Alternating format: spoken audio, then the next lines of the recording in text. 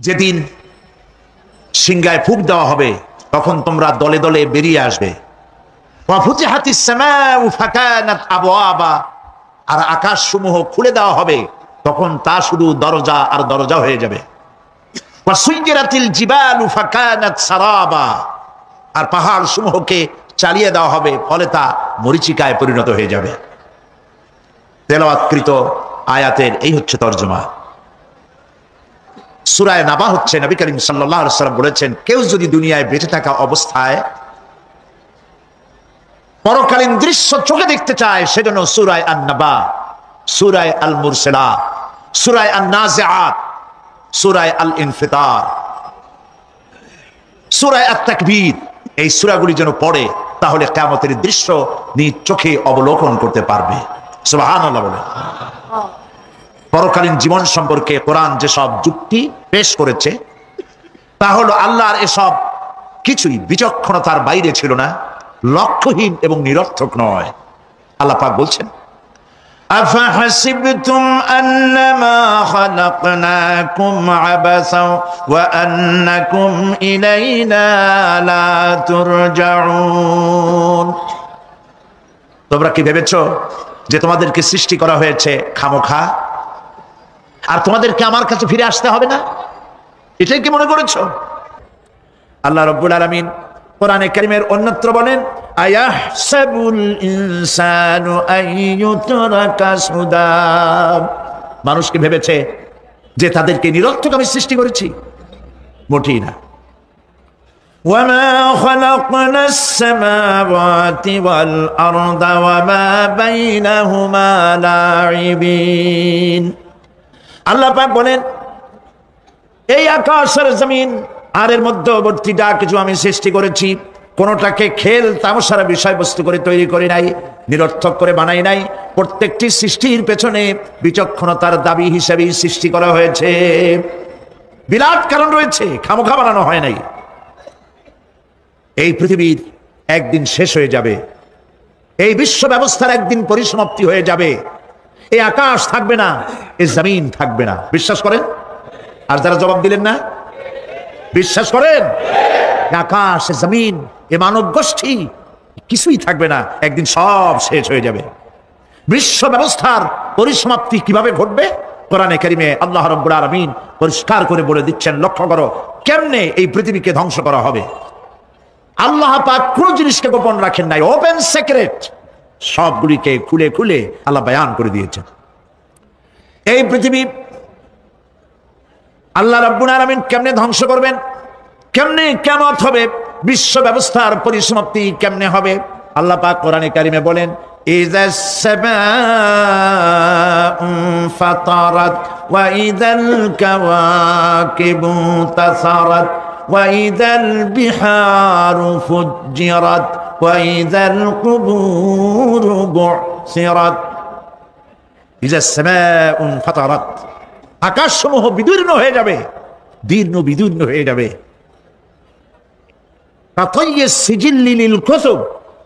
কিতাবের পৃষ্ঠা যেমন একটার উপরে একটা পড়ে, শুনতেছেন কথা?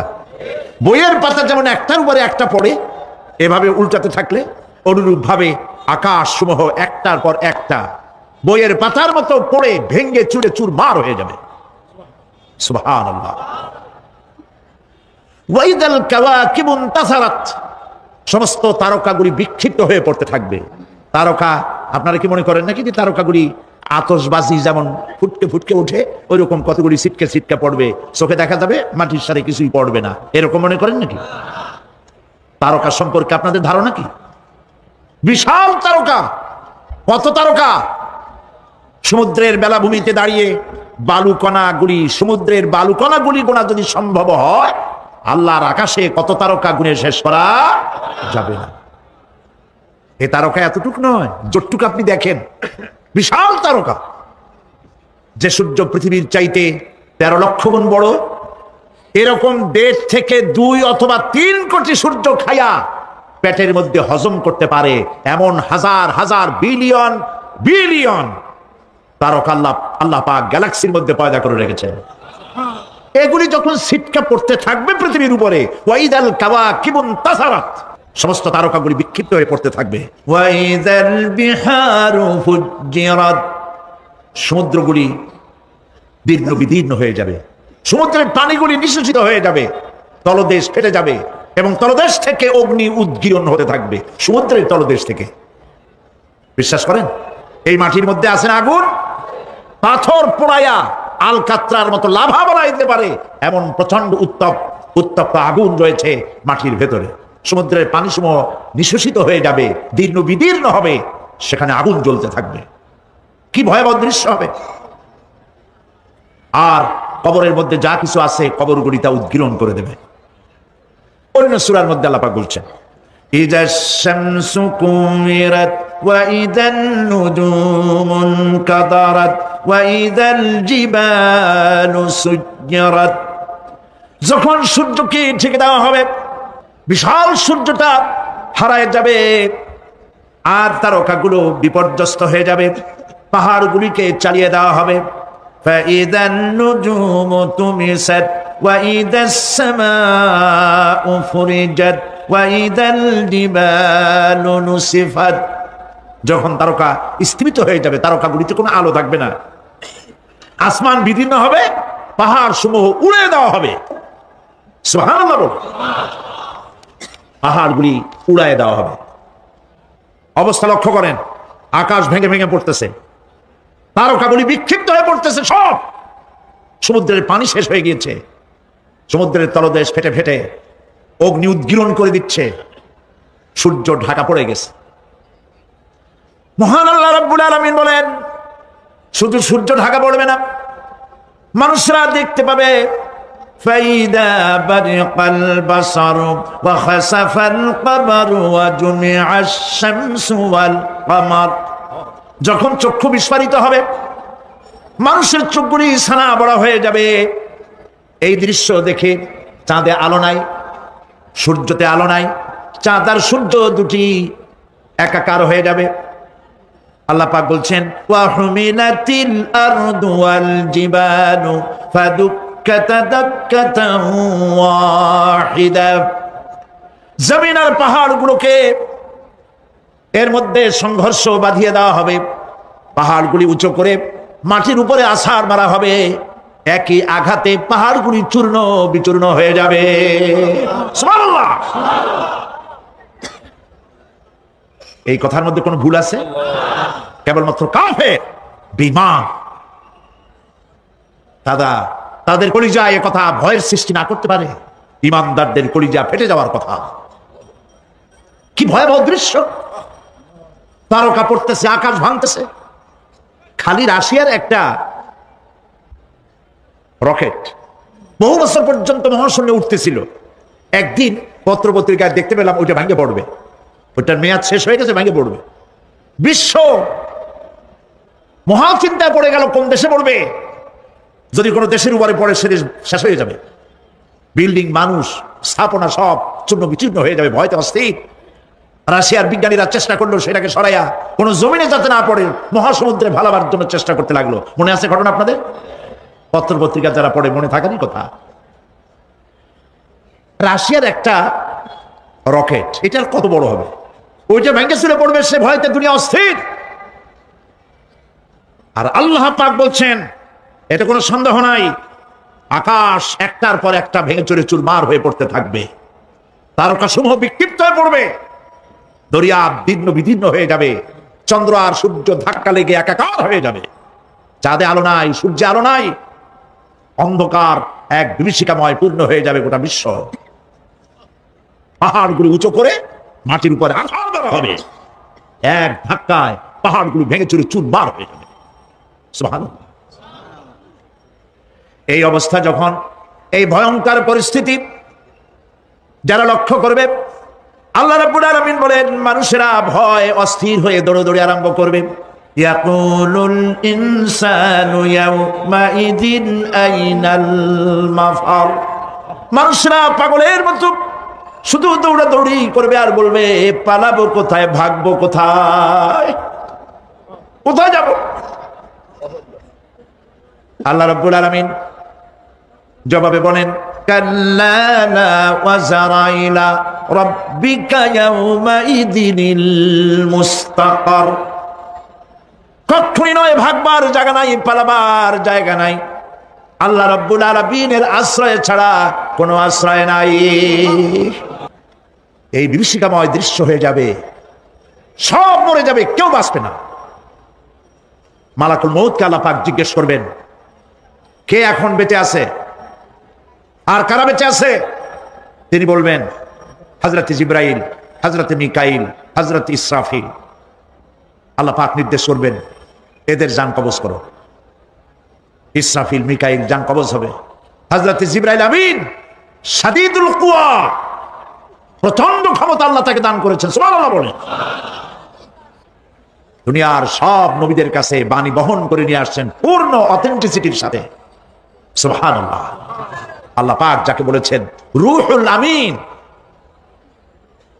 নবী করিম সাল্লাল্লাহু আলাইহি সাল্লামের মেরাজের রাত্রে যে কথা বলা হয়েছে, ওয়ালাকাদ রাহু বিল উফুকিল মুবিন, পশ্চিম দিক বলয় তিনি যে দেখতে পেয়েছিলেন, তাফসীর বলছে হযরত জিবরাইলের পূর্ণ আকৃতিতে নবী করিম সাল্লাল্লাহু আলাইহি সাল্লাম তাকে দেখতে পেয়েছিলেন।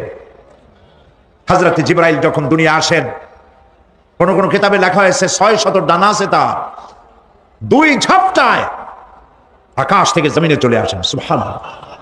হযরত জিবরাইলকে আল্লাহ পাক বলবেন তাকে মত দাও, হযরত জিবরাইলও বিদায় হয়ে যাবে। আল্লাহ প্রশ্ন করবেন, এখন আর কে বাকি? মান বাকিয়া ইয়া মালাকাল মউত। মালাকুল মউত বলবেন, হে আল্লাহ তাআলা, এখন তোমার সামনে আমি দাঁড়িয়ে আছি, আর কেউ নাই। আল্লাহ পাক বলবেন, মুত ইয়া মালাকাল মউত। আল্লাহু আকবার। মুত ইয়া মালাকুল মউত, মরে যা, মরে যা। মালাকুল মউত মরে চলে যাবে, এরপরে আর কেউ নাই। আল্লাহ রাব্বুল আলামিন এই অবস্থায় কত বছর কত কাল চলে যাবে আল্লাহ পাক ভালো জানেন, কেউ নাই। আজকের রাজত্ব কার? আল্লাহ প্রশ্ন করবেন, আজকের রাজত্ব কার? আল্লাহ পাক আওয়াজ দিবেন, বলবেন, আজকের রাজত্ব কার? কোনো জবাব নাই, আকাশের নাই, জমিনের নাই, আকাশও তো নাই, কারো কোনো জবাব নাই। আল্লাহ পাক বলবেন, লিল্লাহি ওয়াহিদুল কাহ্হার। আজ একমাত্র রাজত্ব হচ্ছে পরাক্রমশালী আল্লাহ রাব্বুল আলামিনের। আল্লাহ পাক বলবেন, ইয়া দুনিয়া আইনা শুজারুকি, হে পৃথিবী তোর গাছগুলা কই? ইয়া দুনিয়া আইনা জিবালুকি, হে পৃথিবী তোর পাহাড়গুলা কই? আইনাল জব্বারিন, স্বৈরাচারেরা কোথায়? কারো কোনো জবাব হবে না। আল্লাহ পাক এরপরে আবার মানুষগুলিকে জিন্দা করবে, সুবহানাল্লাহ। ওয়া ইযাল কুবুরু বু'থিরাত, যা কিছু মাটির মধ্যে লুকায়িত ছিল সবগুলি আল্লাহ পাক বের করে নিয়ে আসবেন। হাসরের ময়দান হবে, উপস্থিত হবে সমস্ত মানুষ, কেউ পলায়ে থাকতে পারবে না কোথাও। কুমিরে যারা খাইছে, বাঘে যারা খেয়েছে, আগুনে যারা পোড়াইছে, পানিতে যে ফুসে গেছে, পোকামাকড়ে যারা খেয়েছে, কোনো পথ নাই। সবাই আল্লাহর দরবারে উঠবে, পায়ে জুতা নাই, মাথায় কাপড় নাই, পরনে কোনো কাপড় চোপড় নাই, উলঙ্গ উলাঙ্গিনী। উম্মুল মুমিনিন হযরত আয়েশা সিদ্দিকা রাদিয়াল্লাহু তাআলা আনহা, নবী করিম সাল্লাল্লাহু আলাইহি ওয়াসাল্লামের জবান মোবারক এটা শুনে কেঁদে ফেললেন। বললেন, ইয়া রাসূলুল্লাহ, আমারও কি সেই অবস্থা হবে? তিনি বললেন, হ্যাঁ। উম্মুল মুমিনিন বললেন, ইয়া রাসূলুল্লাহ, তখন কি আমার শরম হবে না? আল্লাহর নবী বললেন, কিয়ামতের এই বিভীষিকাময় দৃশ্য দেখে মানুষ মানুষের দিকে তাকাবার কোনো হুঁশ থাকবে না। সব মানুষ উপরের দিকে তাকায় থাকবে, নিচে তাকাবার কারো কোনো ক্ষমতা থাকবে না। মানুষ অস্থির হয়ে যাবে। সেই হাসরের ময়দান, বিচারক আল্লাহ রাব্বুল আলামিন প্রত্যেকটি মানুষকে তার কৃতকর্মের জন্য হিসাব দিতে হবে। আল্লাহ রাব্বুল আলামিন বলেন, পরকালীন জীবনের ব্যবস্থাপনাটা কেমনে হবে শোনো। ইন্নাস সামআ ওয়াল বাসারা ওয়াল ফুআদা কুল্লু উলাইকা কানা আনহু মাসউলা। কিয়ামতের দিন প্রত্যেকটি মানুষকে তার শ্রবণ সম্পর্কে, তার দৃষ্টি সম্পর্কে, আর অন্তঃকরণের কল্পনা সম্পর্কে প্রত্যেকটি ব্যাপারে আল্লাহ পাক জিজ্ঞাসা করবেন। কান দিয়েছিলাম, কি শুনেছো? যা শুনছো তা আমল করেছো কিনা? আমার নিষেধ করা জিনিসগুলি শুনছো নাকি? কানের জবাব দিতে হবে। কান আল্লাহ পাক দিয়েছেন, সুবহানাল্লাহ। আল্লাহ পাক দিয়েছেন কান। এই কান দুটো যার নাই, কান আছে শুনতে পায় না, কত বড় কষ্টে আছে সে। মানুষের চিল্লায় কথা কয়, সে বুঝেই না। আছে না এমন?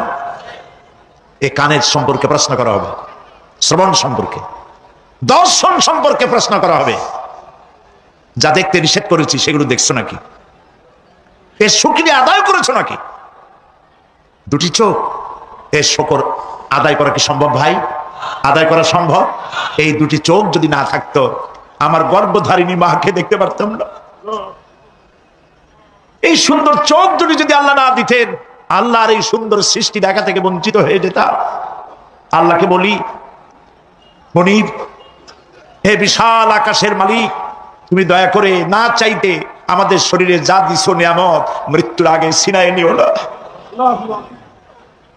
দুটি চোখের শকর আদায় করতে পারবো না। চোখের মধ্যে পানি আছে, কান্নার পানি না, সবসময় চোখে পানি আছে। চোখে আমরা পলক দেই না? কত ক্ষুদ্রতা আল্লাহ পাকে। এই পৃথিবীতে দিনে রাতে অসংখ্য পলুয়েশন, রোগ জীবাণু সমানে উঠতেছে। এখন যদি মাইক্রোস্কোপ যন্ত্র এখানে থাকতো, তাহলে দেখতেন এই পরিবেশটা কত দূষিত, কত পলুয়েশন, কত দাম। এগুলি নাকের মধ্যে দিয়ে পেটে যাচ্ছে, চোখের মধ্যে ঢুকতেছে। ক্রমাগত চোখের ভিতরে ধুলাবালি ঢুকবে, আর পরিষ্কারের কোনো ব্যবস্থা যদি না করা হয়, চোখের দৃষ্টি নষ্ট হয়ে যেতে পারে। এই জন্য আল্লাহ রাব্বুল আলামিন চোখের ভিতরে মেডিসিন রূপী এক প্রকারের পানি রেখেছেন, আর অটোমেটিক চোখের পাতা ওঠানামা করে প্রতি মুহূর্তে চোখকে ক্লিন করে দিতেছে। এই চোখ সম্পর্কে আল্লাহ রাব্বুল আলামিন প্রশ্ন করবেন, অন্তঃকরণ সম্পর্কে প্রশ্ন করবেন। জবাব দেওয়া সেদিন বড়ই কঠিন হয়ে যাবে। এই জন্য আল্লাহ রাব্বুল আলামিন দুনিয়াবাসীকে সতর্ক করে দিচ্ছেন। তিনি আর বলছেন, ওয়ালাকাদ খালাকনাল ইনসানা ওয়া না'লামু মা তুওয়াসবিসু বিহি নাফসুহু ওয়া নাহনু আকরাবু ইলাইহি মিন হাবলিল ওয়ারিদ। মানুষ সৃষ্টি করেছি আমি, আর অন্তঃকরণে কি চিন্তা হয়, কি কল্পনা হয় তাও জানি আমি। আর আমি আমার বান্দার যেই সাহারাগের উপরে মাথাটা খাড়া আছে, এই রোগের চাইতো আমি বান্দার বেশি নিকটে। আল্লাহ পাক গোপন রাখেন নাই, বলে দিচ্ছেন আমি কিন্তু এখানে আছি। সুবহানাল্লাহ। আচ্ছা বলেন তো আল্লাহ কোথায় আছেন? এটি একটি মুশকিলের প্রশ্ন। সাধারণত লোকেরা বলে আল্লাহ সব জায়গায় আছে। এই কথা, এই জবাব সঠিক নয়। আকীদা সাফ হতে হবে। আল্লাহ সব জায়গায় আছে এই কথা সঠিক নয়। যদি আল্লাহ সব জায়গায় থাকেন, তাহলে দুনিয়ার সব জায়গা ভালো না, কিছু কিছু খারাপ আছে। তাহলে খারাপ জায়গায়ও থাকতে হয়। নাউযুবিল্লাহ বলেন। আল্লাহ কোথায় আছে? এই প্রশ্ন আল্লাহরই করি।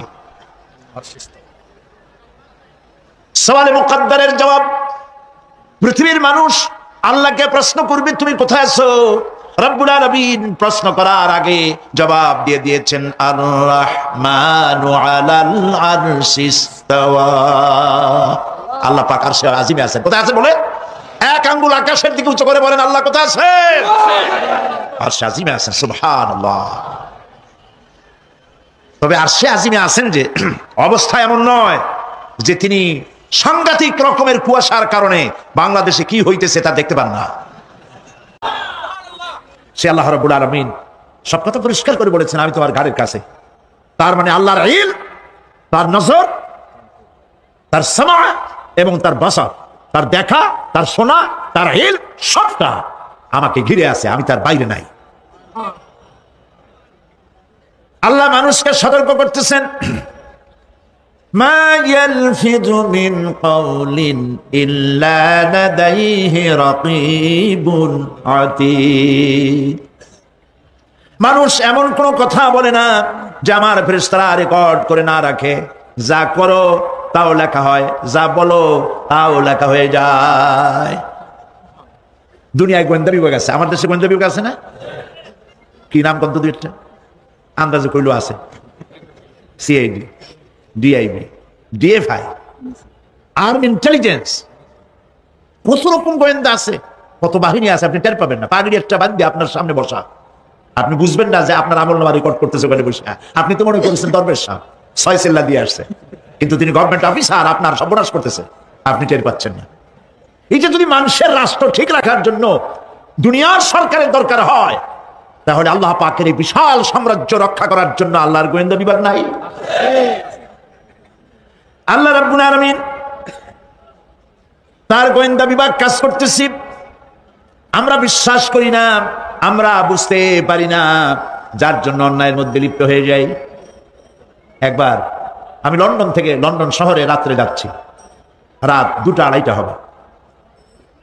প্রতিমধ্যে রেড সিগন্যাল জ্বললো, গাড়িটা থামাই দিল, সামনে আর গাড়ি টাড়ি নেই। আমি ড্রাইভারে বললাম যে গাড়ি টাড়ি তো নাই সামনে, আমরা তো ইচ্ছা করলে যেতে পারি। ড্রাইভার বলল পারি, কিন্তু যাব না। কেন যাবেন না? বলল যে এই সিগন্যালের সাথে ক্যামেরা আছে, অটোমেটিক ক্যামেরা।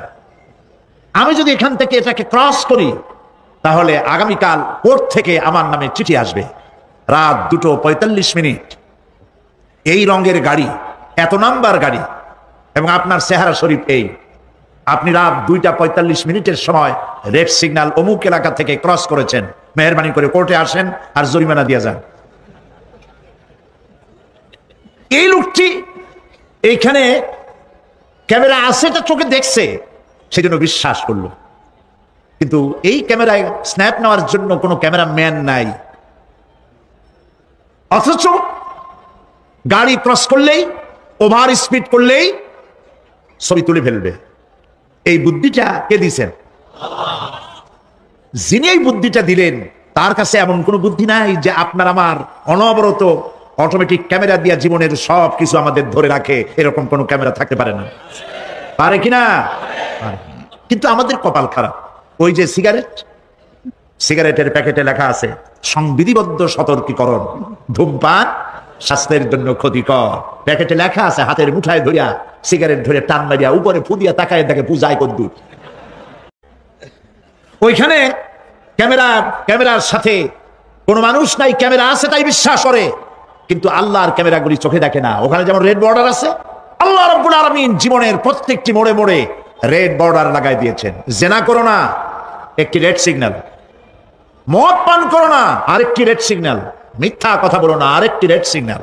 অহংকার করো না, আরেকটি রেড সিগন্যাল। বউকে বেপরদা করো না, আরেকটি রেড সিগন্যাল। সুদ খেও না, ঘুষ খেও না, আরেকটি রেড সিগন্যাল। অসংখ্য রেড সিগন্যাল দিয়ে আল্লাহ পাক বলছেন তিলকা হুদুদুল্লাহ, এই হচ্ছে আল্লাহর বর্ডার, ফালা তাতাদুহা, অতএব আল্লাহর বর্ডারকে ক্রস করো না। কে নিষেধ করেছেন? কে নিষেধ করেছেন? মানুষেরা বিশ্বাস করে না। আল্লাহ রাব্বুল আলামিন কোরআনে কারীমের মধ্যে বলছেন ইয়ালামু খায়িনাতাল আ'য়ুনি ওয়া মা তুখফিস সুদূর। তোমার কথাগুলি রেকর্ড হয়, তোমার কাজগুলি রেকর্ড হয়, এমনকি তোমার মনের ভিতরে যে কল্পনা হয় সেগুলো রেকর্ড হয়। আর চোখে কি লুকোচুরি খেলে আল্লাহ তাও জানতে পারে। সানগ্লাস পরে চোখের ফাঁক দিয়া কারে দেখো, কেউ টের পায় না।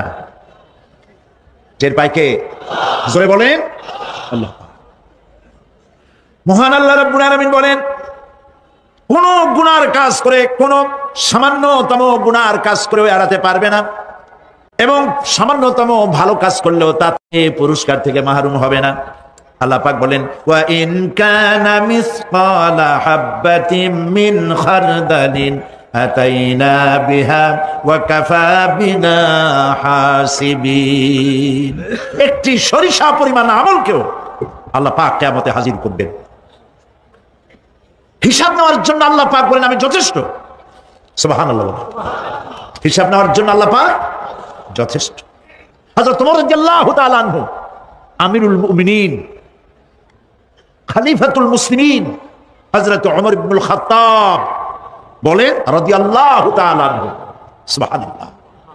কোথা থেকে আল্লাহ কোথায় নিয়ে গেছেন? নবীকে হত্যা করতে আসছিলেন, আর আল্লাহ তারে কোথায় নিয়ে গেছেন? সুবহানাল্লাহ। নবীজি বলেছেন লা নবিয়্যা বা'দি ওয়ালা রাসূলা, আমার পরে নবী হবে না, রাসূল হবে না। যদি কেউ নবী বা রাসূল হইতো, কে হইতো? ওমর রে আল্লাহ নবী বানাই দিতেন। সুবহানাল্লাহ।